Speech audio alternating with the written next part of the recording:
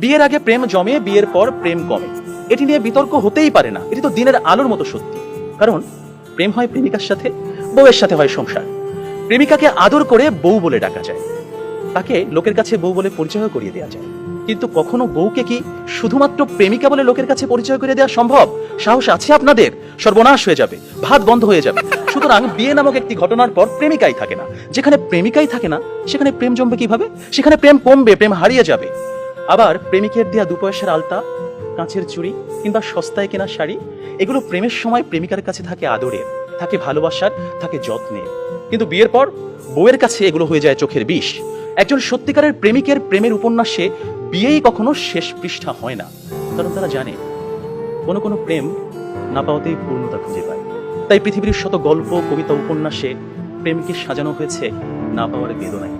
আর এজন্যই প্রেমটা আসলে বিয়ের আগেই, অর্থাৎ না পাওয়াতেই জমে। তাই অবশেষে আমি বলতে চাই, আমি যদি তোমাকে পাই তাহলে বিয়ের পর আমি হয়ে যাব দায়িত্বশীল পুরুষ। বিয়ের আগে যেমন ছিলাম লুতুপুতু প্রেমিক, যেমন ছিলাম আবেগী প্রেমিক, বিয়ের পর হয়ে উঠবো আমি দায়িত্বশীল পুরুষ। কারণ আমি জানি বিয়ের পর দায়িত্ববাদ দিয়ে প্রেম জমাতে গেলে সংসার টিকবে না। আমি পুরুষ, আমি রাখবো তোমায় বাহুডোরে, কখনো ভালোবাসার আদরে, আবেগী প্রেমিক হয়ে, কখনো বা স্বামীর দায়িত্বে।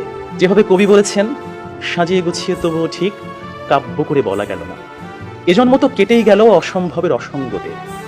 পরের জন্মে বয়স যখন 16ই সঠিক, আমরা তখন প্রেমে পড়ব। একজন প্রেমিকের থাকে দেখা না পাওয়ার কষ্ট, থাকে হৃদয়ের উত্তাল আবেগ।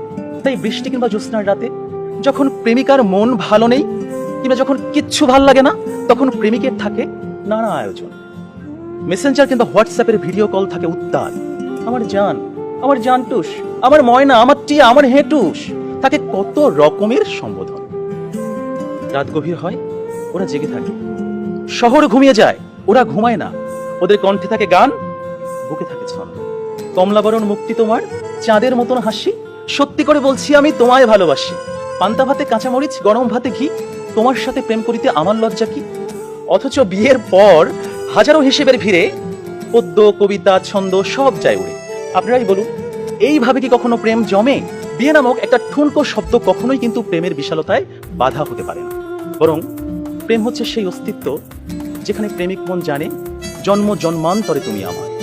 তোমার সাথে আমার বিয়ে হোক আর না হোক, তুমি আমারই ছিলে, আমারই থাকবে। হুমায়ুন আহমেদ বলেছেন, যে প্রেম যত গোপন, সেই প্রেম তত গভীর। কোনো এক বসন্তের বিকেলে সবাইকে ফাঁকি দিয়ে দুজনে 2 টাকার বাদাম, 1 ঠোঙ্গা ঝালমুড়ি কিংবা কোনো একটা নির্জন কফি শপে 2 কাপ কফি, বুকে দুরু দুরু ভয়, কফির ধোঁয়ায় ধোঁয়ায় প্রেম জমে কি।